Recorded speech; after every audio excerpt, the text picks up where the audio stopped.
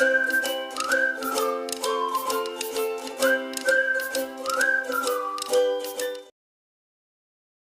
Students and welcome back to CG board class 10 science PYQ series.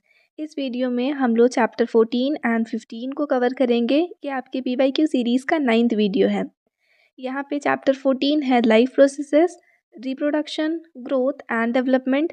अब इस lesson के previous years questions को हम लोग पहले देखेंगे एंड इसके अलावा आपके जो भी इम्पोर्टेंट टॉपिक्स होंगे उनको भी डील करेंगे। अब आपको पहले मैं बता दूं कि इस लेसन से 4 to 6 मार्क्स के क्वेश्चंस आते हैं। या तो 4 मार्क्स का एक क्वेश्चन तो कंफर्म है कि आता ही आता है, इसके अलावा 2 मार्क्स का एक क्वेश्चन इसके साथ अगर ऐड कर दे तो टोटल 6 मार्क्स का यहाँ से बन जाता है। वरना आप अपना प्रिपरेशन ऐसे रखो कि एक 4 मार्क्स का क्वेश्चन आपको यहाँ से देखने मिलेगा ही। एंड आपको तो पता ही है कि 4 मार्क्स वाले क्वेश्चंस में ऑप्शन नहीं मिलता है, तो आपको अच्छे से प्रिपेयर करना है। 2 मार्क्स वाले में तो आपको मिलेगा 3 डिफरेंट सेट में अलग अलग क्वेश्चन, तो वो भी चीज़ है। अब जैसे 2022 में यहाँ पे आपको दिख रहा है पॉलिनेशन, ये क्वेश्चन आया था 2 मार्क्स का, डिफाइन करना है। रिप्रोडक्शन ये आया था 2 मार्क्स का, और जाइगोट ये आया था 2 मार्क्स का। तो 3 डिफरेंट सेट्स में 3 डिफरेंट क्वेश्चंस थे। पॉलिनेशन क्या होता है? तो transfer of pollen grains from anther of a flower to stigma of the same flower या फिर some other flower of same species, ये होता है पॉलिनेशन। यानी कि एक फ्लावर के एंथर से पॉलन ग्रेन्स को, किसी भी फ्लावर के एंथर से पॉलन ग्रेन्स को ट्रांसफ़र होना कहाँ तक? तो स्टिग्मा तक। और ये स्टिग्मा या तो उसी फ्लावर का होगा या दूसरे फ्लावर का होगा, लेकिन सेम स्पीशीज़ का होना चाहिए। इस प्रोसेस को बोलते हैं पॉलिनेशन। देन रिप्रोडक्शन, ये है process by which organisms produce new offsprings, नए इंडिविजुअल्स बनाते हैं ऑर्गेनिजम्स अपने खुद के जैसे ही, ठीक है, of their own type bye combination of male and female gamete. ये हो गया रिप्रोडक्शन। देन आया था जाइगोट। जाइगोट क्या होता है? तो ये एक बाइनरी सेल है जो कि मेल एंड फीमेल गैमेट के फ्यूजन से बनता है। तो binary cell formed by the fusion of male and female gamete is called zygote. ये 3 डेफिनेशंस हो गए। तो 2 मार्क्स का ये हो गया। इसके अलावा 4 मार्क्स का क्वेश्चन यहाँ पे आपसे पूछा है व्हाट इज़ प्लेसेंटा और उसके 2 फंक्शंस। तो प्लेसेंटा को आप डिफाइन करेंगे और उसके बाद उसके 2 फंक्शंस लिखेंगे। तो प्लेसेंटा एक टिश्यू है जो कि वाइटल कनेक्शन का काम करता है between the mother and the embryo. Mother और उनके एम्ब्रियो में, मतलब उनके फीटस में जो एम्ब्रियो वहाँ पे, उनका जो वूम्ब है वहाँ पे जो एम्ब्रियो डेवलप हो रहा है, उन दोनों के बीच में एक कनेक्शन का काम करता है प्लेसेंटा। अब इसके फंक्शंस क्या क्या हैं? मतलब ये एक टिश्यू है जो वाइटल कनेक्शन है उनके बीच का। फंक्शंस क्या है? तो ऑब्वियसली अगर वो इन दोनों के बीच का कनेक्शन है तो ब्लड और फूड मटेरियल्स वो सप्लाई करेगा ग्रोइंग एम्ब्रियो तक फ्रॉम द मदर। दूसरी चीज़, अब ये जो एम्ब्रियो है वो जो भी एक्सक्रीटरी प्रोडक्ट्स रिलीज़ करेगा उसको वो रिमूव करेगा कौन? प्लेसेंटा ही। तो ये 2 फंक्शंस हो गए उसके। अब ये क्वेश्चन 2016 में पूछा गया था और रिपीट हुआ है 22 में। तो जो भी क्वेश्चंस आप देख रहे हैं पीवाईक्यू में, ये सबको आपको याद करना है। नेक्स्ट उसके बाद फिर एक और क्वेश्चन यहाँ पे, ये भी 2 मार्क्स का आया था। तो जैसे 6 मार्क्स का जो क्वेश्चन होता है ना डिटेल वाला, वहाँ से उसमें 2 मार्क्स ये भी पूछा था। मतलब 2 ये और बाकी के 4 मार्क्स दूसरे लेसन से पूछा होगा। तो वहाँ पे ये इतना मिला। तो ये 2019 का क्वेश्चन है जो 22 में रिपीट हुआ है। ये इंपॉर्टेंट है, इसको आपको इस बार के लिए भी पढ़ना है ना। फिलहाल यहाँ पे एनी 2 पॉइंट्स पूछा है, मैं 4 पॉइंट्स बताई हूँ। पूछा क्या है? Different aspects that need to be taken care for the health of pregnant women. किसी भी प्रेग्नेंट वुमेन के लिए कौन सी चीज़ें हैं उनका ध्यान रखना चाहिए। तो अब ये फॉलोइंग पॉइंट्स हैं। 4 में से 2 पूछा है, आप 2 लिखेंगे। अगर 4 पूछ देता है तो 4 लिखेंगे, तो इसलिए, और या फिर 2 ही है तो आपको जो 2 यहाँ से ईजी लगे वो आप याद कर लो। ऐसा करके मैं 4 पॉइंट्स लिखी। पहला तो रेगुलर हेल्थ चेकअप होना चाहिए प्रेग्नेंट वुमेन का। दूसरा, उनको न्यूट्रिटिव फूड दिया जाना चाहिए ताकि उनके अंदर जो बेबी, उनके बॉडी में जो फीटस ग्रो हो रहा है उसका डेवलपमेंट अच्छे से हो। नेक्स्ट है उनको आयरन टैबलेट्स देने चाहिए। इसके अलावा एक्सेसिव बॉडी वर्क यानी कि फिजिकल वर्क्स उनसे नहीं कराना चाहिए, इससे प्रिवेंट करें। ये हो गया। तो 2022 के क्वेश्चंस यहाँ पे कंप्लीट। देन 23 पे आते हैं। ये इंपॉर्टेंट है, आपको ये ज़रूर पढ़ना है। एक ही क्वेश्चन आया था 2023 में जो 4 मार्क्स का आया था, difference between sexual and asexual reproduction. 5 points मैं लिखी हूँ, एनी 4, तो आप मिनिमम 4 पॉइंट्स तो याद करना ही। पहले एसेक्सुअल में कि एक ऑर्गेनिज्म सिर्फ एक पार्ट करता है इसमें, रिप्रोडक्शन में सिर्फ एक ही ऑर्गेनिज्म पार्टिसिपेट करता है। और सेक्सुअल रिप्रोडक्शन में 2 ऑर्गेनिजम्स पार्टिसिपेट करते हैं जिसमें से एक मेल और एक फीमेल होती है। देन उसके बाद एसेक्सुअल रिप्रोडक्शन में सारे डिविजन्स माइटोटिक होते हैं। और यहाँ पे जो फर्स्ट टाइम पे जब यहाँ पे गैमेट जो फॉर्म हो रहा है ना, उस टाइम पे मियोटिक डिवीजन होता है, बाकी सारे भले ही माइटोटिक होंगे। ये थोड़ा-सा टाइम पे एक मिस्टेक हो गया है, परमिशन नहीं फॉर्मेशन होगा यहाँ पे, इसको आप फॉर्मेशन लिख लेना। देन थर्ड पॉइंट है gametes gametes are not produced and fertilization does not occur, ठीक है? एसेक्सुअल रिप्रोडक्शन में ना तो गैमेट्स बनते हैं और ना ही फर्टिलाइज़ेशन होता है, लेकिन सेक्सुअल रिप्रोडक्शन में गैमेट्स भी बनते हैं और फर्टिलाइज़ेशन भी होता है। देन एसेक्सुअल में न्यू इंडिविजुअल्स जो बन रहे हैं वो सिमिलर होते हैं, बिल्कुल जैसा पेरेंट है वैसे ही दिखेंगे। और वहीं पे सेक्सुअल रिप्रोडक्शन में जो न्यू इंडिविजुअल्स बनते हैं वो थोड़े डिफरेंट दिखते हैं अपने पेरेंट्स से, क्योंकि दो डिफरेंट यहाँ पे कंबाइन हो रहे हैं, तो ऑब्वियस है कि सबके थोड़े थोड़े फीचर्स जो हैं वो देखने के लिए मिलेंगे। देन एसेक्सुअल रिप्रोडक्शन जो है वो फास्ट होता है और सेक्सुअल रिप्रोडक्शन बहुत स्लो होता है। ये हो गया इनका पॉइंट ऑफ डिफरेंस, आप एनी 4 पॉइंट्स यहाँ से याद कर सकते हो। देन 2024 में फिर आपसे पूछा था difference between sexual and asexual reproduction, same वही क्वेश्चन रिपीट हुआ था जो कि 23 वाला है, तो वही आंसर आपको यहाँ पे भी लिखना है। ये भी 4 मार्क्स का था। यहाँ पे आपका कंप्लीट हो गया चैप्टर 14। अब 15 में आने से पहले मैं आपको बता देती हूँ कि 14 में और कौन से टॉपिक्स हैं जिनको आपको कवर करना है। यहाँ पे आप करोगे पहले तो name of male and female gametes, जो कि रिप्रोडक्टिव ऑर्गन होता है ना फ्लावर का, तो किसी भी फ्लावर का मेल और फीमेल रिप्रोडक्टिव ऑर्गन कौन सा है वो आपको याद करना है। इसके अलावा ग्रोथ एंड रिप्रोडक्शन का डेफिनेशन आपको ब्रीफ में याद करना है, ज़्यादा डिटेल में नहीं, ब्रीफ में पढ़ेंगे। इसके अलावा जैसे 4 मार्क्स में आपको इन चीज़ों को प्रिपेयर कर रहे हैं, मेल एंड फीमेल पार्ट जो होगा फ्लावर का वो तो 1 मार्क्स में आपको एक मेल फ्लावर का और एक फीमेल का मतलब पार्ट का नेम लिखेंगे, तो ये 2 मार्क्स वाला क्वेश्चन बनेगा। ग्रोथ एंड डेवलपमेंट 4 मार्क्स का बन सकता है, सॉरी ग्रोथ एंड रिप्रोडक्शन। इसके अलावा जैसे डेफिनेशंस आ सकते हैं 2 मार्क्स में, बडिंग का, स्पोर का, रीजेनरेशन का, तो ये 3 डेफिनेशंस आप पढ़ लेना, बडिंग, स्पोर एंड रीजनरेशन। इसके अलावा difference between mail and female gamete, ये 4 मार्क्स में आप स्टडी करना। और एक्सटर्नल एंड इंटरनल फर्टिलाइजेशन, इसको भी 4 मार्क्स के अकॉर्डिंग आप स्टडी करना। यहाँ पे आपका चैप्टर 14 जो है वो फिर कम्प्लीटली प्रिपेयर हो जाएगा। देन उसके बाद हम लोग आते हैं चैप्टर 15 में, जो है heredity from parents to offsprings. अब इस वाले लेसन से आपको टोटल 4 मार्क्स का क्वेश्चन यहाँ से भी देखने के लिए मिलता है, लेकिन 4 के साथ कभी कभी 3 मार्क्स और भी पूछ देता है, तो अगर ऐसा हुआ तो टोटल 7 मार्क्स का बन जाएगा। जो आपके ये पीछे वाले लेसन्स हैं ना 14, 15, 16, 17, 18, इनमें जब हम लोग आ रहे तो 18 से तो 2 मार्क्स का क्वेश्चन वो है, ज़्यादा वो इंपॉर्टेंट लेसन नहीं है, लेकिन इन सब से आपको ऐसे ही आता है, या तो 4 मार्क्स फिक्स्ड है सबसे, या फिर 4 के साथ किसी भी लेसन से, जैसे या तो 14 से 4+2 आ जाए, 15 से 4+2 या 3 आ जाए, या फिर 16 से आ जाए, तो 4 मार्क्स तो कंफर्म, एंड उसके एक्स्ट्रा में तीनों चारों में से किसी भी चैप्टर से थोड़ा एक क्वेश्चन एक्स्ट्रा पूछ देता है मार्क्स को वो करने फुलफिल करने के लिए। तो पहले अब देखते हैं 2022 का ये क्वेश्चन बहुत इंपॉर्टेंट है, इसको आपको स्टडी करना ही करना है। 3 मार्क्स में पूछा है लेकिन थोड़ा डिटेल में जाएगा, मैं 2 आंसर्स लाई हूँ इसके लिए और करके दिया है आपको, जो ईजी लगे आप वो लिख सकते हो। जो लॉन्ग आंसर्स होते हैं ना, जैसे आपको ये जो फर्स्ट आंसर मैं यहाँ पे दी हूँ, ये थोड़ा लेंदी है, लेकिन क्या होता है लॉन्ग आंसर बहुत ईजी होते हैं, वर्ड वाइज याद करना अगर आप समझ जाओगे प्रोसेस को तो आप लिख लोगे। उसी चीज़ को शॉर्ट करना ज़्यादा मुश्किल होता है, तो आपके मर्ज़ी पे है कि आप शॉर्ट वाला लिखोगे या लॉन्ग वाला। क्वेश्चन है, how does the process of sex determination takes place in humans, यानी कि ह्यूमन बींग्स में जो न्यू ऑफस्प्रिंग्स आ रहे हैं उनका जेंडर क्या होगा, वो कैसे डिटरमाइन होता है, उसका क्या प्रोसेस है। डिटेल में पहले स्टडी करते हैं इस प्रोसेस को, क्योंकि लेसन ये वाला मैं फ़िलहाल आपको पढ़ाई नहीं हूँ।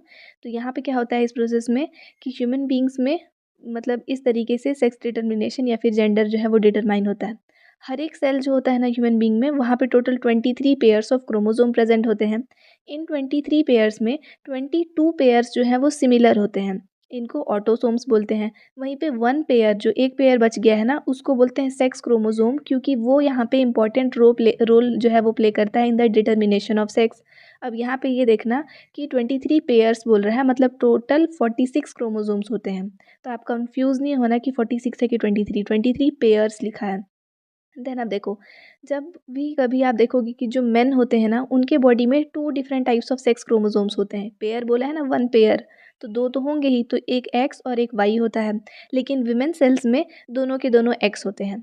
अब जब स्पर्मेटोजेनेसिस होता है, मतलब स्पर्म्स का फॉर्मेशन होता है ना, तो मतलब यहाँ पे ये बोलोगे कि स्पर्मेटोजेनेसिस मतलब जब वो मूव होकर के जा रहा है, उस केस में उसके पास में 2 टाइप के यहाँ पे क्या बोल सकते हैं आप, गैमेट्स होंगे, मतलब ये सेक्स हार्मोन्स जो हैं वो, सॉरी सेक्स क्रोमोसोम्स जो हैं वो होगा। तो स्पर्मेटोजेनेसिस के टाइम पे स्पर्म्स 2 टाइप के बनते हैं, या तो 22+X होगा या फिर 22+Y क्रोमोसोम होगा। ठीक है, अब इस टाइम पे जो विमेन है उनका तो सिर्फ एक ही टाइप का ओवम होगा 22+X, क्योंकि उनके पास सिर्फ X ही है। तो ये 2 टाइप का है और ये सिंगल टाइप, और इसको आकर के यहाँ फ्यूज़ होना है। तो ऑब्वियसली ना फर्टिलाइजेशन के टाइम पे अगर जो स्पर्म है उसमें 22+X क्रोमोसोम था, वो अगर ओवम के साथ में फ्यूज़ हो गया तो फीमेल चाइल्ड बनेगा। लेकिन अगर जो स्पर्म था वो 22+Y था और वो आके फ्यूज़ हुआ ओवम के साथ में, तो मेल चाइल्ड बनेगा। तो ये प्रोसेस है सेक्स डिटर्मिनेशन का। अब ये थोड़ा डिटेल आंसर हो गया, और इसी को ही अगर आप शॉर्ट में लिखना चाहेंगे तो ये शॉर्ट में भी है, शॉर्ट में यहाँ से यहाँ तक।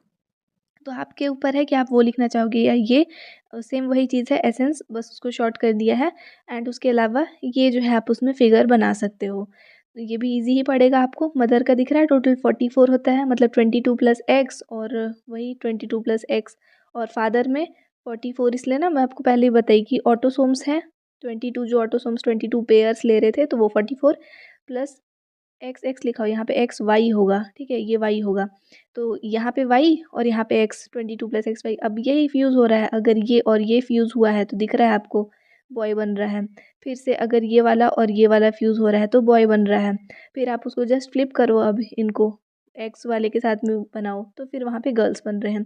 तो ऐसा करके हम आप फिगर भी बना सकते हो, और उसके अलावा ये वर्ड्स तो हैं ही। मैं आपको इनको एक्सप्लेन इसलिए करती हूँ क्योंकि आपको स्टेटमेंट तो सामने लिखा हुआ दिख ही रहा है, तो आप यहाँ से तो नोट कर ही लोगे। तो एक्सप्लेनेशन मैं कर देती हूँ रीडिंग की जगह पे। देन उसके बाद अब हम लोग आते हैं नेक्स्ट क्वेश्चन जो पूछ दिया था, क्योंकि 3 मार्क्स का है तो ऑब्वियसली तीनों साइड में अलग अलग आएगा ना। तो दूसरे में आया था मेंडल्स लॉ ऑफ इफेक्टिवनेस, ये आपको एग्जाम्पल के साथ में यहाँ पे एक्सप्लेन करना था।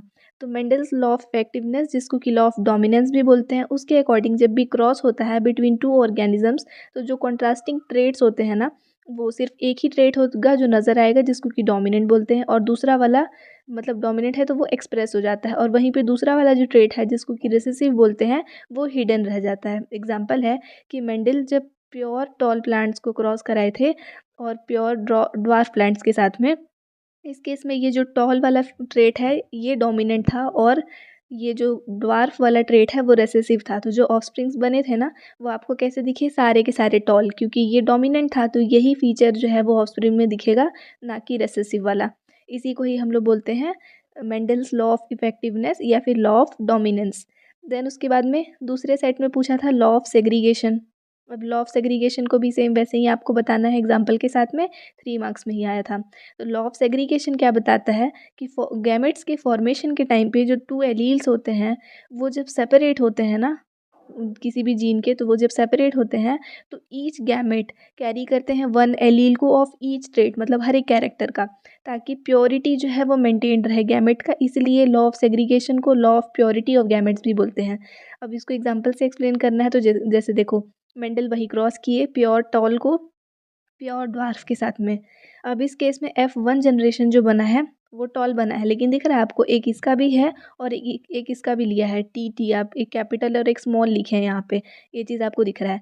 तो ऑब्वियसली वो दोनों चीज़ का एक एक एलील लिया है जब वो सेपरेट हुआ है तो, लेकिन क्या है जो डोमिनेंट था वो दिख रहा है, इसलिए वो टॉल दिखा आपको। लेकिन जब इसी को ही फिर से क्रॉस कराएंगे ना, वापस से F2 जनरेशन जब बनाएंगे, तो क्या होगा, सेल्फ पॉलिनेशन, इनको ही आपस में क्रॉस कराएंगे। अब आपको दिखेगा कि टॉल के साथ साथ ड्वार्फ भी बन रहा है।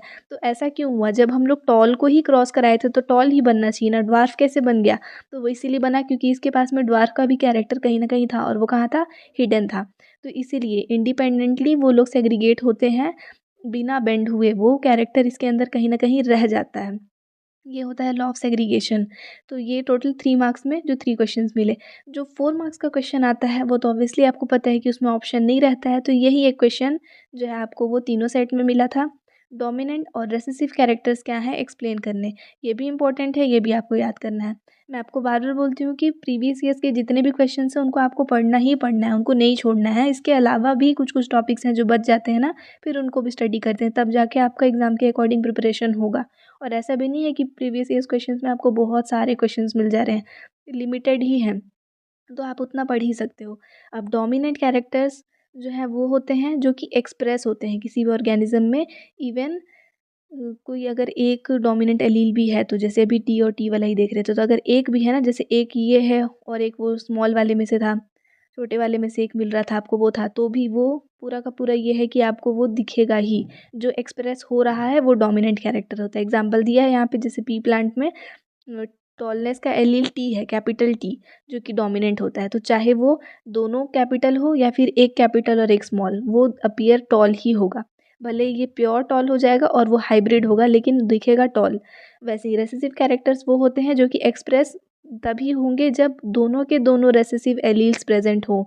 जैसे कि हम लोग जब प्योर ड्वार्फ देखते हैं, ड्वार्फ आपको उसी केस में मिलेगा जब दोनों स्मॉल टी हो। अगर एक भी कैपिटल टी दिखा तो वो डोमिनेंट हो जाएगा।